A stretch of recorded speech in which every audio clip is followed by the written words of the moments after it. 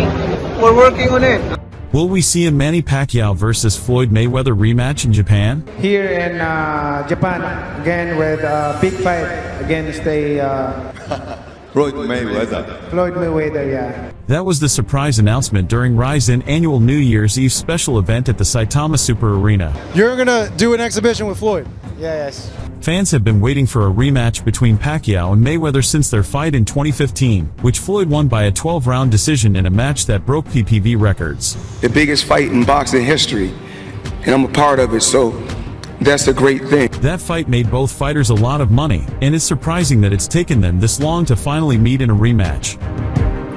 It's understandable why both fighters would want to fight because there's a lot of money to be made for them in Japan. There's nothing Floyd Mayweather loves more than him and more money. Pacquiao retired in 2021 with a 62-8 record, before switching to exhibition soon after. I mean, he still feels he can do it at the highest level. He dominated South Korean celebrity martial artist DKU in December 2022, and is set to face Muay Thai legend Bakav Bangshamik in April. The speed and footwork, everything, power is still there.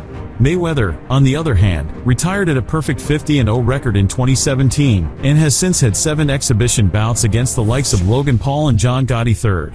To move around with these young guys, test my skills, just to have some fun.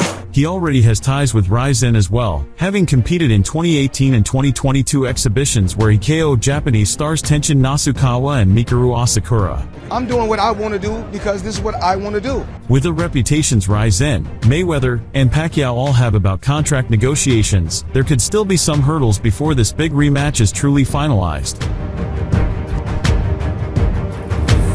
Probably gonna be more people wanting to see that fight than the biggest fight that they have here.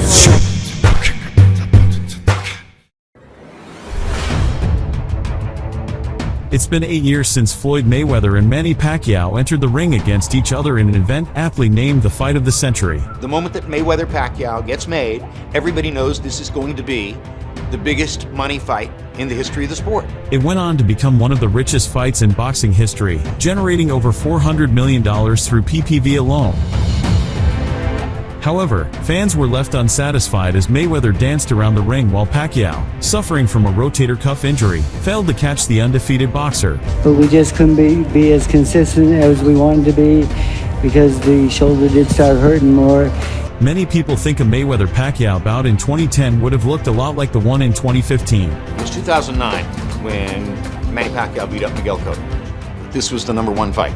This was the fight that had to be made. But there is no way to know if a faster, stronger, better Manny could have solved the Floyd puzzle in 2010, the way he solved Cotto, De La Hoya and others. You cannot beat me, man. Bout against Oscar De La Hoya in 2007 displayed everything that defines the still undefeated Mayweather: the villainous persona, the aggravating but effective hit-and-run tactics, the visionary marketing, and all the other elements that make him every bit as much a spectacle as a fighter. On June 6, 2008, 6 months after defeating Ricky Hatton by a 10th-round TKO, Mayweather announced his retirement from boxing. I've done what I had to do in this sport. 6-time world champion, 5 different weight class, 20 championship fights. I fought the best from all over the world, from De La Hoya to Ricky Hatton, and the list goes on and on. I have nothing else to prove to the world. At the time of his retirement, The Ring magazine had Mayweather ranked as the #1 pound-for-pound fighter in the world. Former #1 pound-for-pound fighter in the world, Floyd Mayweather. Floyd, welcome back. We've missed you, Floyd. Hey, how you doing? I'm not no former #1 pound-for-pound fighter. I'm just saying I'm the best fighter in the sport of boxing. During Mayweather's brief retirement, Pacquiao earned superstar status in much of the Western world. After years of negotiations, the two boxers settled on fighting each other on May 2, 2005. I hope this fight is going to be not only to entertain people, but to give an inspiration. When it finally happened in the MGM Grand Garden Arena, Las Vegas, in front of thousands in the audience, the fight generated over $600 million in revenue.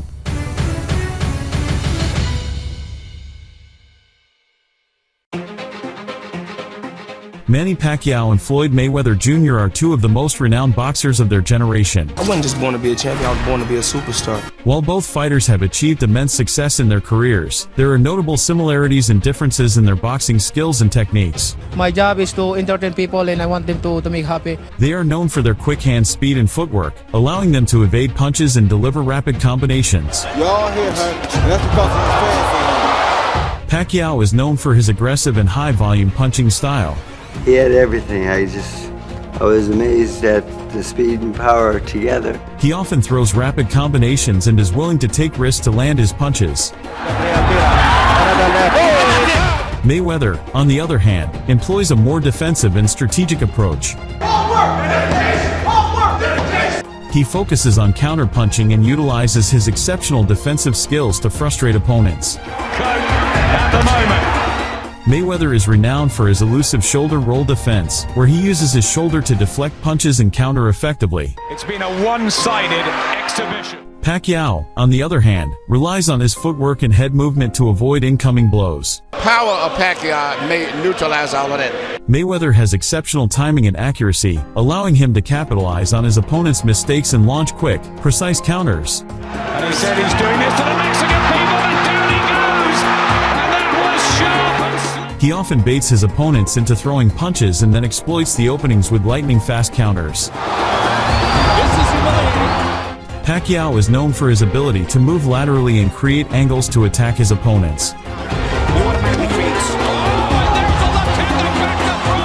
He often pivots to the side and throws punches from unexpected angles, making it difficult for his opponents to defend against his onslaught. Overall, Pacquiao's style is characterized by his aggressive, high-volume punching, explosive power, and southpaw stance, while Mayweather's style emphasizes his defensive prowess, counter-punching ability, and strategic approach to the sport. Floyd has a great deal of respect for him. Manny has a great deal of respect. It's a mutual thing. And these contrasting styles made their matchup in 2015 one of the most highly anticipated fights in boxing history.